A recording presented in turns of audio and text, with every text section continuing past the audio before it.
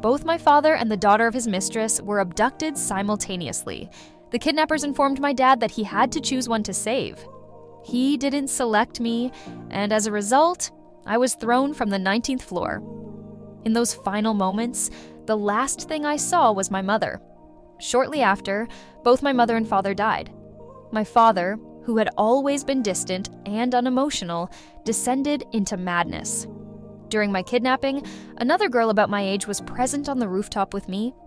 I recognized her from a photo on my mom's phone that day. My mom had been crying while holding it. Stacy explained to my mom that the girl's name was Natalie, the daughter of my dad's mistress. I hid behind the door with my teddy bear, not understanding what a mistress meant, only hearing my mom's sobs. Later, seeing Natalie in a princess dress stirred some resentment in me. I instinctively felt that my mom's sadness was somehow connected to her.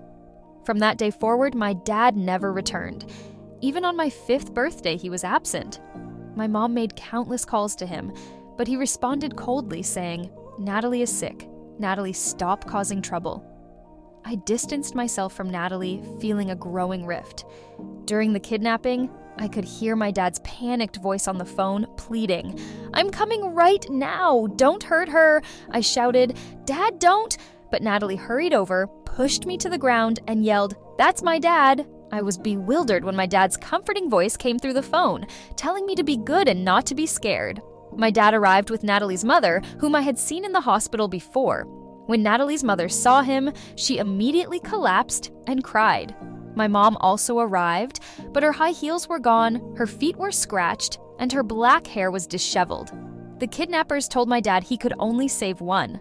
Natalie's mother quickly grabbed his suit pants, but he didn't look at her. Instead, he turned to my mom, who comforted me with tears streaming down her face. It was the first time I saw her so vulnerable, her frail body trembling, her face soaked with tears, looking so delicate she might break with just a touch. "Dad, Abby is your daughter," my mom pleaded, but I could see the fear and panic in her eyes. She didn't believe he would choose me. Sure enough, my dad looked at me with cold eyes. But when he saw my tear-streaked face, there was a moment of hesitation and emotion in his gaze. Natalie's mother quickly grabbed his hand, saying, "Aiden, this is my last plea. I only have Natalie as my daughter. If something happens to her, I can't live either."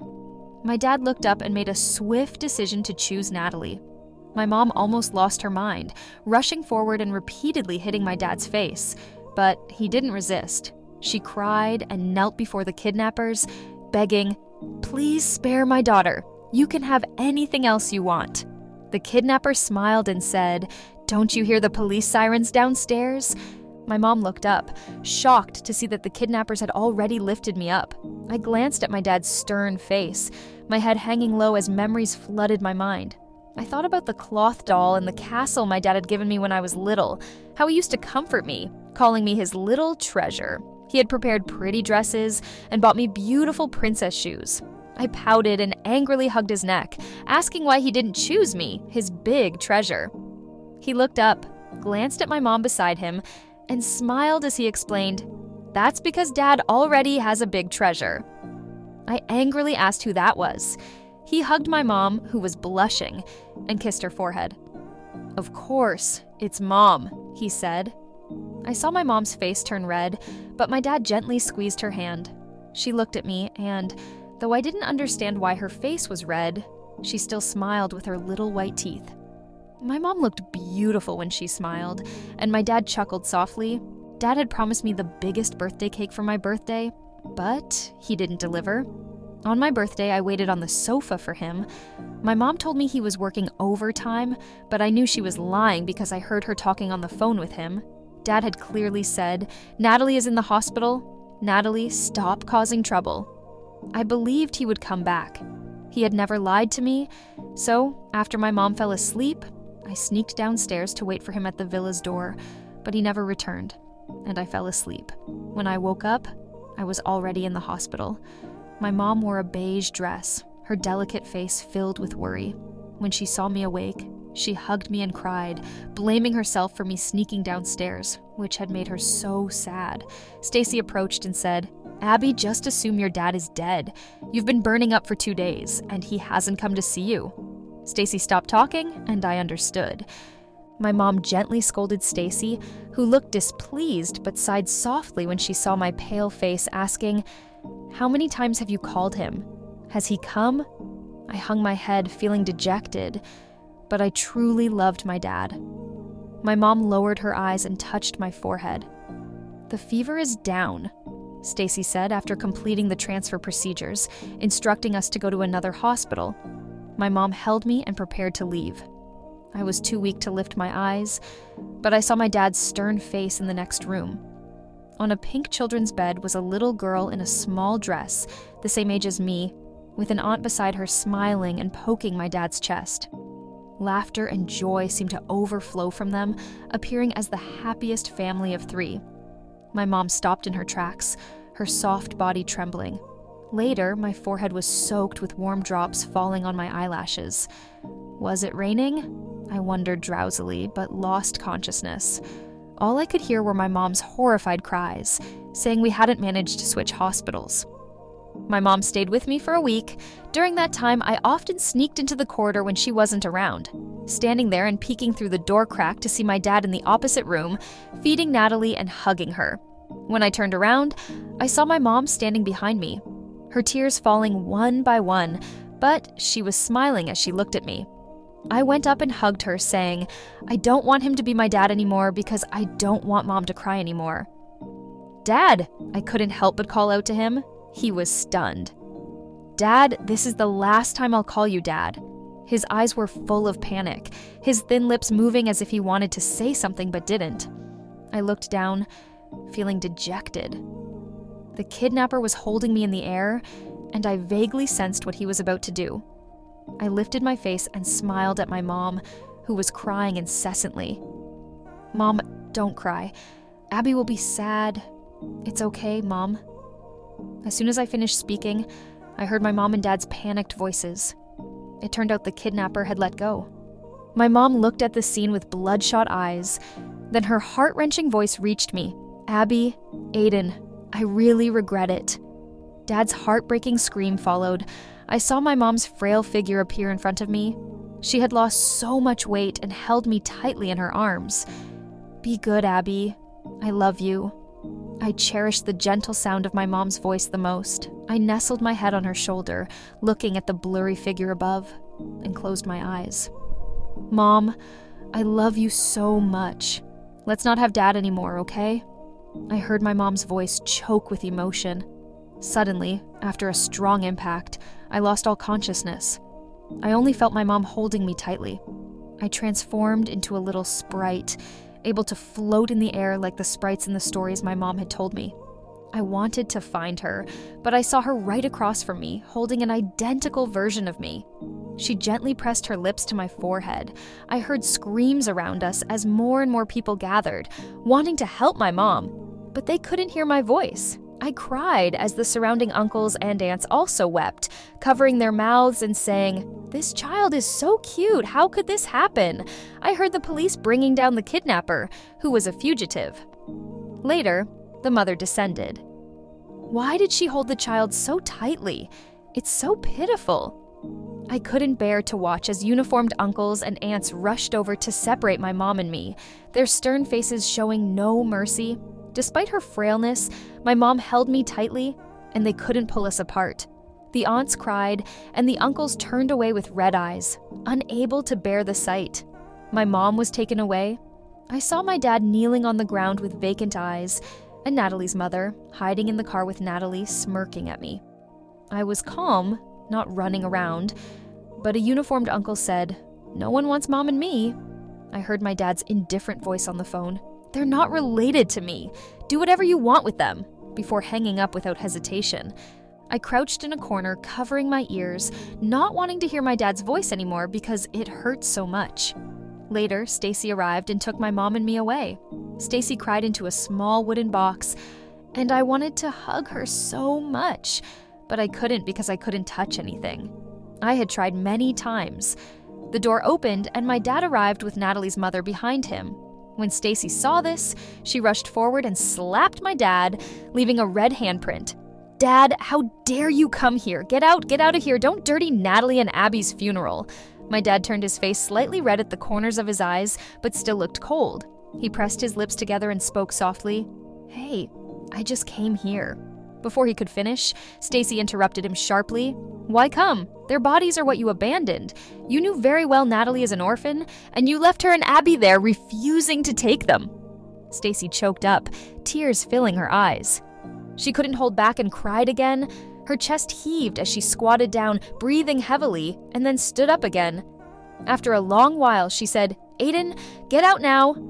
Parker stepped forward to support Stacy and softly said to my dad, "Aiden, you are not welcome here." My dad glanced at me and then at a gentle photo of my mom, though it lacked any pretty colors. I thought about going back to the villa to get my paintbrush and, like before, color my mom's lips with the prettiest shade. My dad still remained.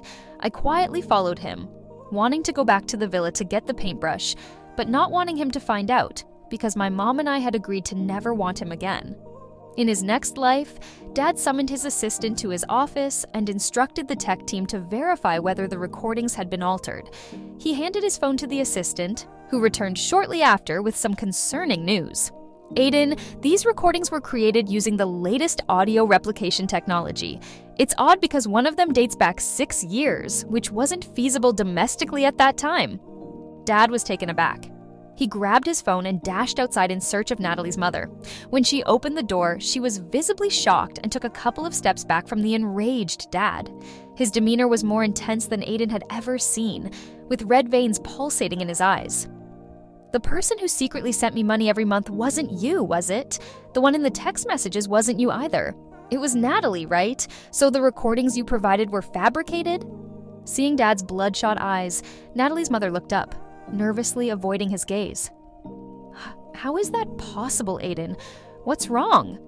She began to reach out to him, but before she could finish, Dad violently shoved her to the ground and sat on the sofa. Natalie screamed and cried out loud. Uncle Chi, you're too intense. Natalie doesn't like you anymore." Dad ignored her and left without a second thought. He got into his car, hunched over, covering his face as his body trembled uncontrollably. Dad was crying. Aiden had never seen him shed tears before. The driver, sitting in the front seat, glanced back in shock. "Are you okay, Dad?" Dad suddenly laughed, though tears still streamed down his face. "I actually gave up my Abby for another child. Do you think Abby was in pain when she fell? Would she have called out for Dad? She's so afraid of pain. She must have cried. But she said she wouldn't call me Dad anymore." Later, Dad informed Stacy that Natalie's mother had been taken. He discovered that the kidnapper was hired by Natalie's mom, and that the kidnapper himself was a fugitive. Natalie's mom had paid him a substantial amount, and Dad smirked, believing she would never escape again. However, Dad felt it wasn't sufficient because it didn't alleviate Mom's pain. A few days after, Natalie's mother passed away. A cold, mechanical voice echoed in the void. "System notification. Tasker Haley's attempt to capture the male lead has failed, and the female lead's reversal task has also failed due to the host signing an additional agreement 2 months ago. The system has successfully transferred the male lead's daughter's lifespan to the host. In accordance with the agreement, after the task failure, soul disintegration punishment will be enforced." After the punishment was executed, Natalie approached Dad.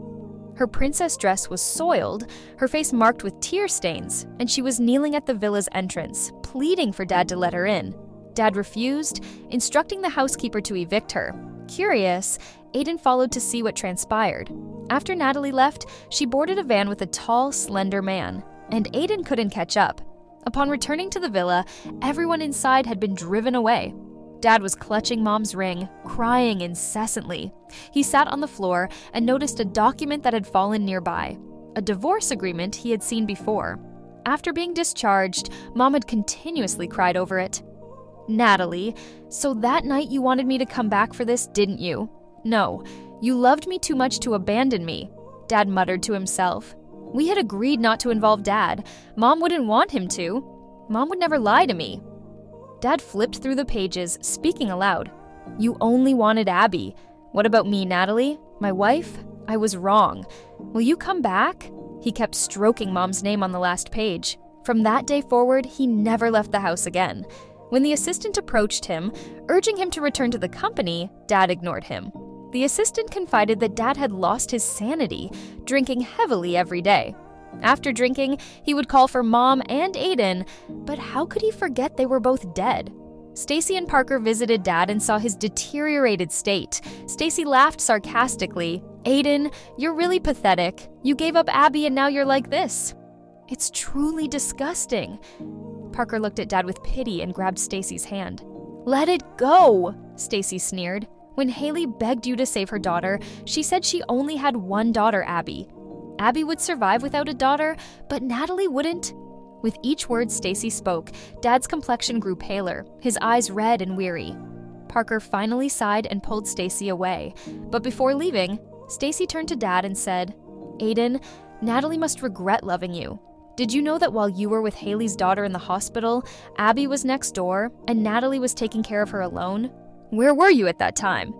Now that people are dead, why all this false affection?" Dad's eyes widened, his pale lips moving slightly. In the next instant, he frantically grabbed his car keys and rushed outside. Aiden followed him to the hospital. After returning, Dad remained in his study, watching the hospital surveillance footage. The screen showed Aiden in a small patient gown, his face pale, standing in the corridor with Mom crying while smiling at him in the opposite room. Another room displayed Dad holding Natalie, urging her to take medicine. Ironically, Dad's expression grew even paler. Aiden lowered his head, unable to watch Dad's computer screen any longer. After a while, Dad looked up as if he had an epiphany. He reviewed the company's surveillance footage, along with videos from outside the villa, watching them repeatedly. The footage showed Aiden, Mom, and Dad playing with a bouncy ball in the yard. Dad deliberately held the ball high, refusing to give it to them. Aiden, frustrated, asked Mom for help. Mom pinched his little face and agreed, but even though she jumped up, she couldn't reach the ball in Dad's hand. Dad grinned and pointed to his cheek. Mom's face turned red. When Aiden wasn't paying attention, she reached out to hold Dad's shoulder and granted his small wish. Confused, Aiden clapped for Mom. "Mom is great." Dad looked at Mom's flushed ears with a smirk, curling his lips. He watched with obsessive longing, but when he saw Aiden's small figure appear at the villa door, Dad was stunned. At that moment, Aiden was talking to himself. "Dad is a liar. Mom and I secretly cried. I felt Mom's pillow was wet. Today is my birthday, Dad. You promised to buy me the biggest cake." Aiden collapsed at the villa door. A short while later, Mom hurried out holding him. Dad turned off the computer, covering his face and trembling slightly. The next morning, Dad went to the company wearing the suit Mom had bought for him, seemingly forgetting that Mom and Aiden were already dead, as if nothing had changed. After work, Dad would call Mom and Aiden, conversing with thin air about office events. "Darling, did you know the assistant's son is getting married? Didn't he tell you he would invite us when he did? Darling, on my way back, I saw a new princess dress from AE. Abby would love it." The nanny, terrified by Dad talking to thin air, fled in panic. Later, Dad started coming home later and later. Aiden noticed he was frequently meeting with an uncle. "Don't worry, I will definitely help you," the uncle told Dad, claiming he could resurrect Mom and Aiden. But Aiden knew he was a fraud. Indeed, the uncle swindled all of Dad's money. However, Dad wasn't distressed. He continued sending people to locate the uncle, desperate to have them resurrected. The uncle, frightened, pushed Dad away. "You're a madman," the assistant confirmed. "The uncle has gone abroad and won't return." Dad wept upon returning to the villa, but refused to give up. He sold the company, other properties, and even his car, leaving him with nothing but the villa. He carried large sums of money everywhere, trying to find someone to bring back Mom and Aiden, but inevitably, all his funds were stolen. In despair, Dad bought vast quantities of alcohol, drinking daily and sinking into deep slumber. "I miss Mom and Aiden," he lamented. He approached Stacy, begging her to reveal the locations of their graves. Stacy refused, leaning on the sofa and looking at Dad with disdain. "You didn't want them back then, so why ask now? Natalie is an orphan. If I hadn't stepped in, no one would have taken them. When you told the police you didn't know Natalie and refused to claim their ashes, you forfeited the right to see them again." Dad took a step back, forced a bitter smile, and remained silent. Parker, witnessing Dad's emaciated state, sent him a text message. Stacy shot him a glare and stormed upstairs. Parker gave Dad a sorrowful smile. "Aiden, this is the last time I'm helping you." Dad nodded silently, opened the text, and dashed outside in a frenzy, not even noticing his shoes had come off. He stumbled and knelt before their graves, weeping uncontrollably. He repeatedly touched the photos of Mom and Aiden. "Carly, do you think if I die, I could find you again?" Father collapsed, his back pressing against the gravestone, appearing unnaturally thin. Parker soon arrived, exhaling deeply, and escorted Father back to the villa. Upon awakening, Father immediately began drinking heavily. After regaining consciousness, he stopped eating, clearly resolute in his decision. I noticed a dark mist slowly surrounding Father. When intoxicated, he would visit the cemetery, sharing stories of happier times with Mother and me. A few days later, he saw me. Father smiled and said, "Abby, my dear Abby." Tears welled up in the corners of his eyes as he looked at me. Father no longer looked handsome. His clothes were dirty. He smelled strongly of alcohol mixed with vomit, and his cheeks were sunken. I was puzzled by how Father could suddenly see me. "Abby, come here," he called, but I instinctively shook my head. Father smiled, though tears continued to fall. "Where is Mother? Abby, are you blaming Dad?" I remained silent, almost as if I accepted his presence. Father rushed to embrace me, but we both recoiled in fear. "Dad, I don't want you anymore," I whispered softly. My gentle voice brought another smile to Father's face, but it was tinged with pain, as if he feared scaring me. His voice was tender, reminiscent of the times he used to comfort me. "Abby, Dad is mistaken. Please forgive me, okay?" He kept moving closer. I tried to leave, but was pulled into a faint yellow glow. Father screamed as he watched me disappear. 3 days later, someone at the cemetery was startled to find a lifeless man slumped before the gravestone. A significant amount of time had passed. A kind monk sighed, contemplating that every effect has its cause. Later, on a small hill opposite the cemetery, a new tiny grave appeared, but it was too distant to see inside. Asterisk, asterisk, epilogue. Asterisk, asterisk. The story concludes. If you were in the protagonist's place, would you forgive them? Affirmatively, I looked up at the woman before me, Mother, who appeared 10 years younger than I remembered, and smiled. She wore a simple white dress, her long black hair flowing down her slender back with a few playful strands resting on her soft shoulders. She was beautiful, exuding a youthful charm that differed from my memories. "I finally found you, Mom." Mother blinked and offered a slight smile. "Abby, you're only a year younger than me. Why do you seem so mature?" "It's just a story. Why so suddenly sentimental?" "Touched," Mother nodded, pointing to my eyes. I realized I had been crying without noticing. "I'm just emotional." I composed myself and cheerfully took Mother's hand. I asked, "Carrie, do you like Aiden?" Mother shook her head. "I only met Senior Aiden at the freshman welcome party. Why do you ask that now?" I smiled, holding her arm. "Just curious." As I was about to leave the cafeteria, I glanced back at a tall, familiar figure in the corner wearing a white shirt. His posture was slightly rigid, with a hint of disappointment in his eyes. The phone he had been holding lay nearby. A boy approached him, patting his shoulder inquisitively. "Aiden, weren't you supposed to find Abby and exchange contact information? Why are you here instead?" Aiden lowered his head, feeling a sense of loss, as if something had gone wrong. "It's nothing," he replied, as the other person showed no interest, making further inquiry unnecessary. Years later, Mother had become a renowned designer and inadvertently met a university professor named Brady. Concerned, I secretly followed him to investigate and was surprised when I was discovered. He wasn't angry.